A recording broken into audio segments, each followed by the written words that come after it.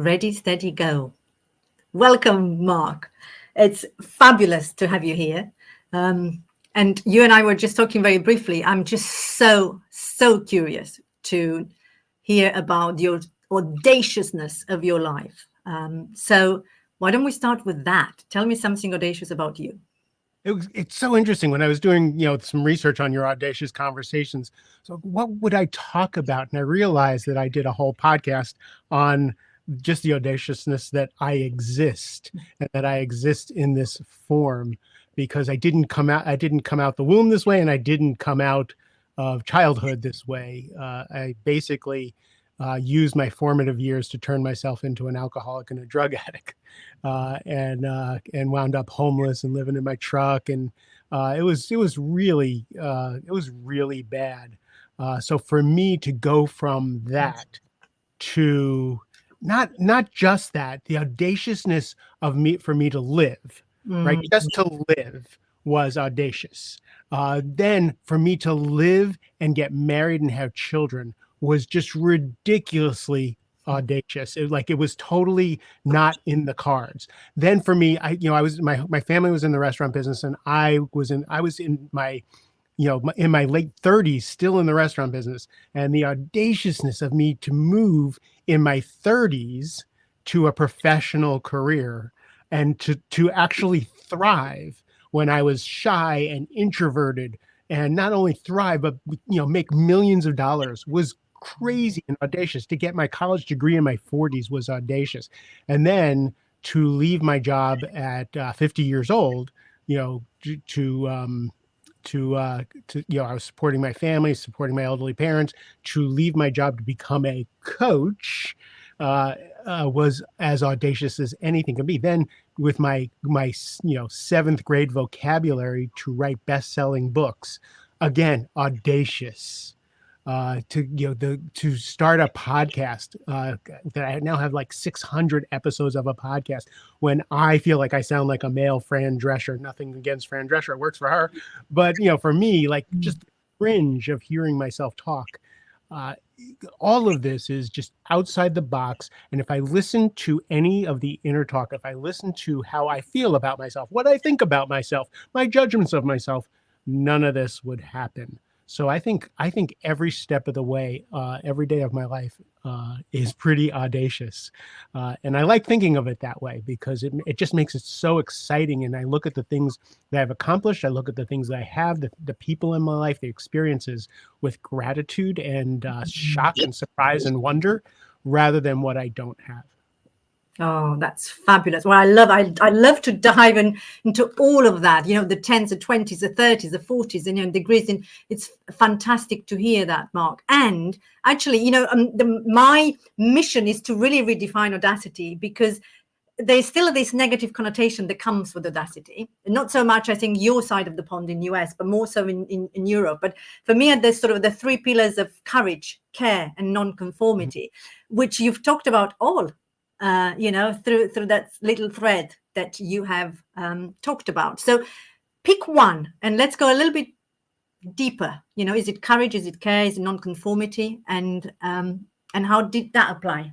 I'd like to start with just your premise of Audacity in and of itself as being something that, again, where you're from in Europe, it seems to be more frowned upon. But in different parts of the US, getting above your station, right?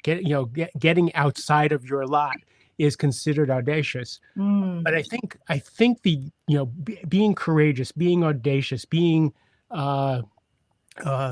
ambitious is only frowned upon from the people who are afraid to do it. I think that again, being courageous.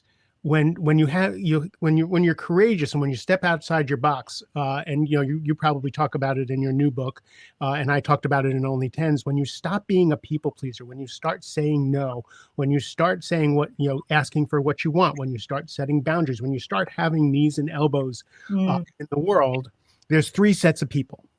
There's the people who are like, wait, you didn't train me to be your friend this way. You didn't train me to be in your life this way. I can't handle this. You're audacious, you're rude, I'm out of here. Then there's the people who are adjust, like they learn to deal with your needs and elbows and your wants and your cares, and they become your peers, and they become the people you walk with. And then there's the people who are really your champions, and they're like, I've been waiting for you to know who you are. I've been waiting for your worth. So I think that audaciousness and the way people feel about it all comes from their own projection of where they are on the audacity. I was always resentful. My poor ex-wife, she knew how to ask for what she wanted. She knew how to set boundaries. She knew how to say no. And I used to call her selfish for that and self-centered because I couldn't do any of those things. And it wasn't fair. It was all my projection. Your too much was to cover up my not enough. Make sense? It makes perfect sense. And you talked about actually what came to mind when you talk about, it's our own projections, and when we are on this spectrum, which is why my book is the Audacity Spectrum, talks about that range. And I've just set up this free quiz. You just reminded me that people can score their audaciousness in my own language. It's soft, but absolutely, it's like, how do you score on those? But you mentioned the Only Tens, which is, it's one of my favorite books, because my biggest challenge still is, it's always been, I'm getting better at it, this, just saying no to things. It's not an easy skill. I've developed it, I am developing it, and I've written a whole chapter on it, because I always say what's more courageous than saying yes, it's saying no. I didn't even know you could say no. It was I think it was Steve Chandler's Time Warrior or Reinventing Yourself, or one of his early books that I was reading, and the thought that you could say no and still love someone, and say no and people could still love you, was completely out of the realm of experience for myself. So Only Tens was my experience of learning that you could set boundaries, that you could prioritize. Again, I had ADHD.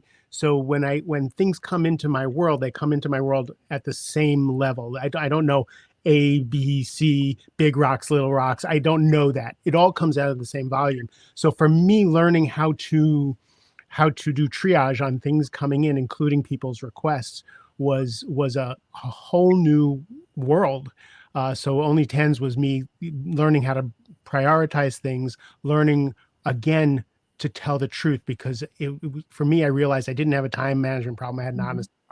I didn't know how to say yes or no because I wanted to or didn't want to or could or couldn't do something. I couldn't even find my own inner compass. So saying no helps you slow down to find out, what do I want to do? What don't I want to do? What am I capable of? What doesn't fit? It was such a journey. And it's interesting because for me, I mean, it's the same thing, but it's all coming from different, from different angles. For me, the whole thing with not being able to say no is I'm such an opportunistic. Everything is an opportunity for me. And it's not even from the fear of missing out, but I get so excited about things, and I see opportunity where other people don't see opportunities, that, I find it easy to just go, and then I overcommit. And then the overcommitment then leads to all sorts of different issues. Have you ever, I'm curious, actually, that's probably one of my mantras that gets me into trouble the most, that everything is an opportunity. Have you ever seen that? I'm going to play on, it's something coming up to me. So I'm going to write something down. You may already have seen it, in which case it would be like this, or you might, but let me just write something. I've seen this somewhere, and this is first, but let's see what you see. And this is something that, let's see. Oh, can you see this? Or is it just like this? What do you see? Opportunity is now here. Yeah. So but see, what else do people see on this? Do you know? A lot of blank space. A lot of blank space, but there's also something else which I wasn't aware, but opportunity is now here is what I always see in this. But there's also, where is it? Opportunity is nowhere. Oh yeah, that's pretty cool. Opportunity is nowhere. So, and it's exactly the same letters. And I remember when someone is like, oh, and there are a lot of people in the room who will just see that opportunity is nowhere. And obviously the toxic optimism like me will just see opportunities now here, because opportunities everywhere. And I think was sort of one of the Stephen Covey's mantras as well. You can't, if everything is an opportunity, then nothing is, which is your point of the 10 out of 10s. What are the 10 out of 10 for me was what I realized was I had all these opportunities all at once. I had an opportunity to go for 10 days to Spain with my son, who's going to play baseball in an international league. I had the opportunity to go see someone in London who I had never met in person, and he was part of an event that I wanted to be part of. And I was thinking, oh, I could go to Spain, spend 4 or 5 days with my son, and then go to London and see this person. And then I had another opportunity to go to a retreat in Hawaii that I desperately wanted to go to.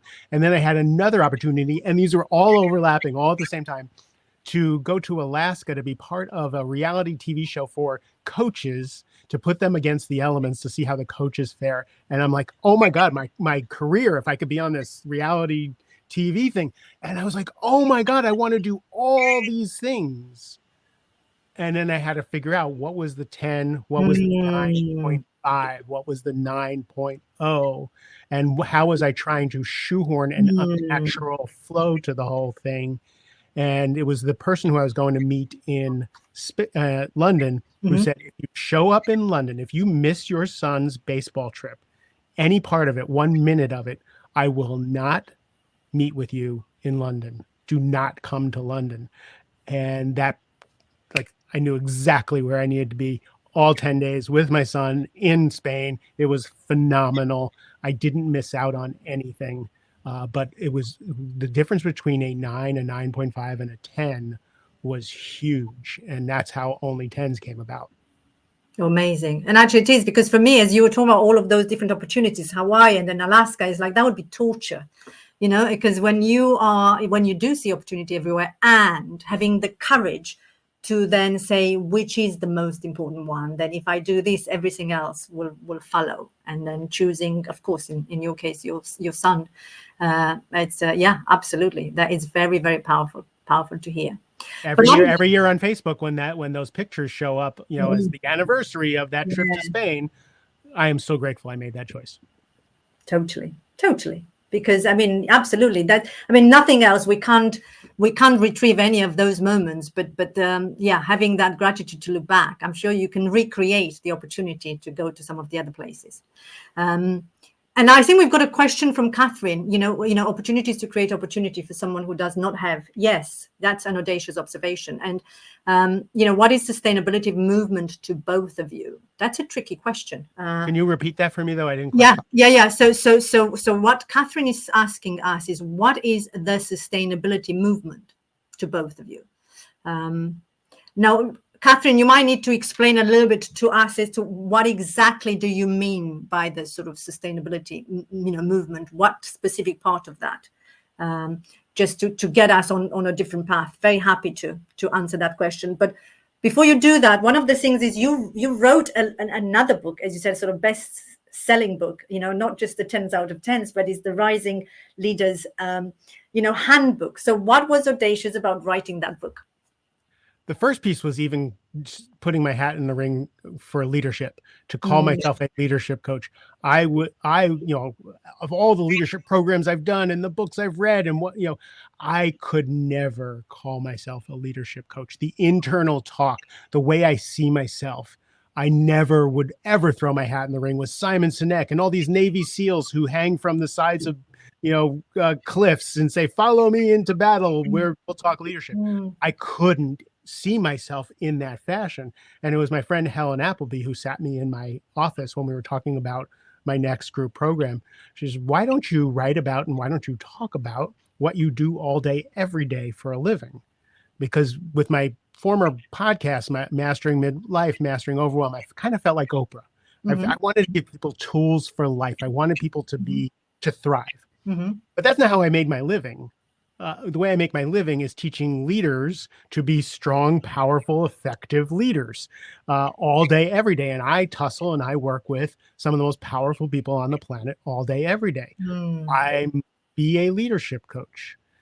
So for me to actually start to talk on social media and talk about leadership from the place that I talk about leadership, there's so many people who I follow on LinkedIn and on Twitter who organize and speak about and have experiences in leadership that are just so profound and eloquent that I feel the way I talk about it pales in comparison.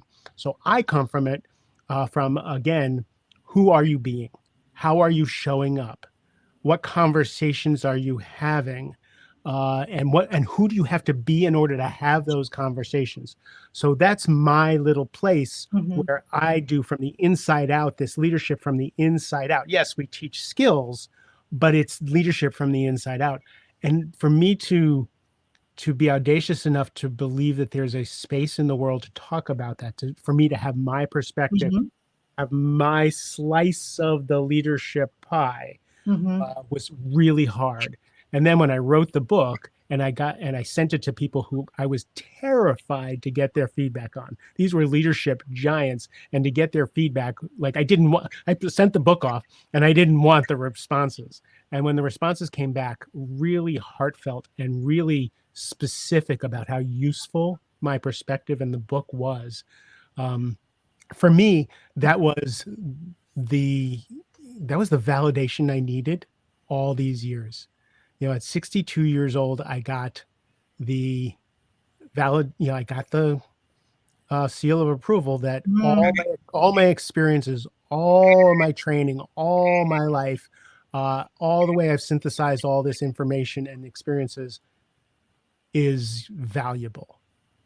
But it was terrifying. It felt like death to go on LinkedIn and say, I'm a leadership coach and this is my leadership perspective. So yeah, that was the audaciousness of that book. Amazing. I'll tell you what's coming up as well, because so my LinkedIn newsletter is called Audacious Leadership. And I remember, almost to the day, so June 22 is when I first wrote a newsletter on audacious leadership, and it felt terrifying. And also for me, a commitment is a commitment. So a promise is a promise. And I thought, okay, I am actually now committing to writing every month. That's all I could do. I couldn't do more than, when I have so much admiration for people who do it weekly. It's like, no. But for me, that's what I say. The role model is the most important leadership model. That's the only one.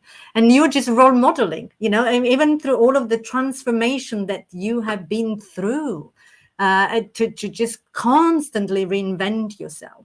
And I'm so curious. I mean, we probably won't have much time to go deep into this, but you mentioned your ADHD, and my curiosity comes, I don't know, I mean, some of my audience will know that, my son is on the spectrum, hence my book is the Audacity Spectrum. So I know quite intimately what it means and the challenges and the differences. So how is it just really manage that internal chatter, as you said, to just push through all of this upper limit? First of all, only tens was my foray into getting off medication and learning how to be an entrepreneur with ADD. Wow. That was the whole point of it. And the first 50,000 copies of Only Tens, the first edition, was geared towards the ADD community. Wow. And it was really, I only do what I want to do. I don't do what I don't want to do. Only, always. So I chase dopamine. I want the feel goods. Like, I'm a people pleaser, and I get my value from people saying how wonderful I am. And when I started learning that helped me. I also learned that it doesn't, it's a 10. You do want to do it if you get help to do it. Mm-hmm. So I have support group. I have people who, so when I'm writing a book, I put the cover out first and say when it's going to be published. And I'm a people pleaser, so I don't want to disappoint people. So I get that done. I hire coaches to help keep me on track because I know it's important. I set up systems for myself.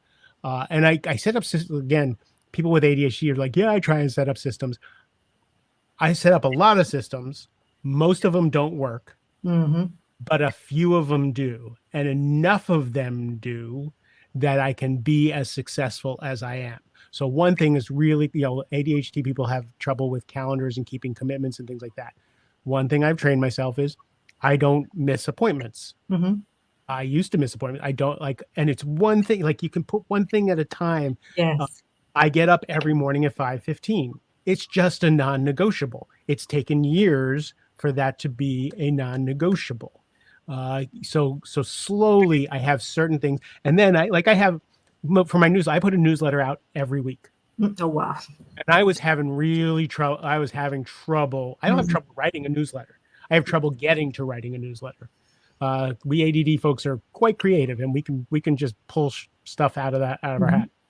So my assistant's job is on Monday, because it comes out on Thursday and I have to get it to her by Wednesday. On Monday, she Slacks me, she emails me, she WhatsApps me the link to the template for the newsletter.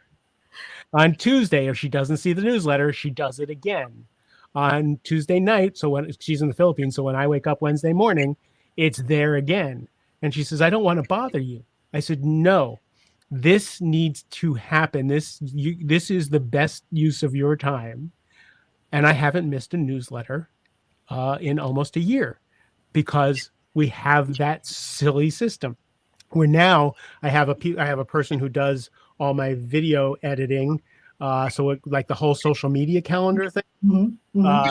We have finally figured out a system that it's brain dead simple for me, because several times we set up systems, and with ADD, the fog comes in. Like I'll look at her spreadsheet, and then I'll look at the calendar, and I'll just melt down because of the way my brain works. So it took us probably 5 or 6 iterations to come up with a system that I'm not the bottleneck in our social media campaign. And we're in week 2 actually, and it's working. I said, I even sent her a message. I said, you're getting a huge bonus because this actually worked. She set this up. So I have people in my life help me figure those things out. And if you can't afford it, I also have friends who sit on Zoom with me. When I was writing the Rising Leader Handbook, my friends were on a text string, when I was like reading through the manuscript for the first time. All right, what page you on? And I would just I didn't be alone, because part of the problem with ADD is the ability to focus when you're alone. And when you have company, when you have the energy of another person, it's much easier to focus on your task. Bookending. What are you going to work on while we're on Zoom? Oh, I'm going to do my taxes. Great. Check in with you in 45 minutes, right? And then we check in and get those things done. So getting support and getting help with ADD means you care about the thing. Yeah, and that's a caring part of my Audacity. But it's fascinating. I love, I would love to continue the conversation at another time. Maybe we'll do it, again, live or separate. But these systems, and see, from the outside, people will have no clue, and how many iterations sometimes these things take. How many. Again, just over and over again, the perseverance and the persistence is the superpower I found, for the people on the spectrum. It's truly, again, it's a very wide spectrum, but it's being able to sort of keep going. But I'm also aware we have a few questions, which is not that it's unusual, but again, is so Catherine asked the earlier, which I think we sort of moved on, but what's coming up to me, so I'll read it out to you. The original question was on sustainability movement, and then she's explained is the equal concern for the environment or environmental, natural, economic, and human resources. And Catherine, the first thing that came to me, and it's more of a challenge, me being the challenger, is like, this is what Mark is talking about. Which one is a 10 out of 10? Because it cannot be equal. We can't have equal concern for all of those. Otherwise, we get into trouble. There has to be one or two, or the others. So it's which one is probably most important to you. And I suppose for us, environmental and natural it's similar. It's on the same path for me. But almost every client that I work with has someone in charge of, or even an office in charge of corporate responsibility, environmental responsibility, fairness, all of that. But again, for me as a coach, and probably for you as a coach, I am not an environmental advocate, though I care for and contribute to and personally try and take care of. But what I'm trying to do is create people who have the bandwidth to be out of survival, because most people in the workplace are in survival just for their day. They can't think about the whales and the air because they're just trying to survive. If I can help getting people out of survival, get people to be creative, get people breathing room, then they can start thinking of how they're going to impact other parts of society. But when you're in survival, you can't think about what charities and what social impact you're going to have, because you're just trying to survive and not get fired or not look like stupid or whatever childhood terror is bothering you that day. So again, when we can get people who are responsible leaders, who have mental, their mental health, their well-being, their stress levels are down, then they can start thinking about these things more often. Totally. It's about the energy. And I mean, you were referring earlier about, the whole leadership thing. And for me, leadership it's leading people is one thing, which is what most people associate leadership with, but it's not all of it. It's leading self. It's how do we lead ourselves first before we can lead others. And it's about that managing the energy, it's managing our own energy. And there is another question to you, addressed to you, Mark, but it only says LinkedIn user. Sometimes Restream, it's a bit selective for whatever reason. So I don't know. So please apologies, from me and not knowing. We'll probably find out the name later. But the question is, what was your biggest learning from writing your first book, Mark? Oh, the biggest writing. Two. The biggest learning, One that when I write a book, I have to become the person who can be the steward of that book. So the idea of Only Tens was one thing, living Only Tens was one thing, but being the person who is the steward of that book. So I really had to live the principles and become that person, especially for the Rising Leader. It leveled up my leadership, my skills, just writing the book. But the other piece was that I don't have the answers, that I'm not that smart. I wrote Only Tens. I was thrilled with Only Tens. I was about to get on a plane to talk about Only Tens to this group of coaches. And I moved my mother into a nursing home, and all hell broke loose. Everything fell apart. And I thought like I had come up with the concept and everything was, all my ducks were in a row. And then it blew up in my face. The thing I learned from that was all the things I thought were tens. When my mother went into breakdown, my mother was the 10. My mother was the 10 for that period of time, and everything else had to take a back seat for me to handle that crisis. And then the piece that was really hard, because again, I'm a people pleaser, is there was a certain amount of time, and then my mother was okay, still needed me, but there was other things that needed, and to set the boundary that you're set, you're good, you have the support you need, I need to go off and do this.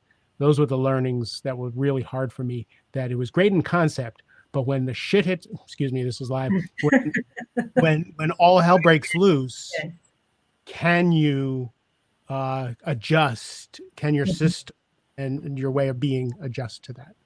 Yeah, it's the curveballs. And I always say in my language of emotional intelligence, which is what I love, it's one of my big passions, the 10 muscles. Adaptability is the one where, you just have to deal with what's in front of you. And then you just have to flex and adapt and adjust. And, absolutely. And that is where the self-leadership comes into play. Recalibrating what's a tens. And that's probably, you were talking about how you learning that there is the possibility of saying no. Does that even exist? And for me, it's the same. When I made a promise, it's like, well, I made a promise to be there tomorrow morning, Mark, at 10 o'clock. I promised you. And, then my mum was ill. It actually, because I made the promise, I always used to have that huge conflict. I made the promise. And it's the recalibration that even if it was a promise, you could change your mind. You can change a promise. And that was massive, was huge for me. I still have trouble with that. But I'm aware we are almost at times, and I would love to ask you one last question, and that is, I suppose you've written the 2 books, you've achieved a heck of a lot in each of the decades. what's the most, yeah, exactly. What's a really audacious dream that you still have for the next decade? Oh, to swim with whale sharks. Oh, I've now scuba dived all over the world. I've scuba dived with real sharks, and my dream is to scuba dive with whale sharks. wow, it's amazing. I sort of feel that the conversation is only just beginning, Mark. So, I'd love to. You say it is. You just mentioned, like I'm a dynamite, but I think you're like 100 times more dynamite than I am. I'd love to continue the conversation, but thank you so much for being here with me today and with the audience. So fun. Thank you. It was fun. Thank you. Well, thank you for everybody, and thank you for the questions. For as I said, whoever was here and will watch us later.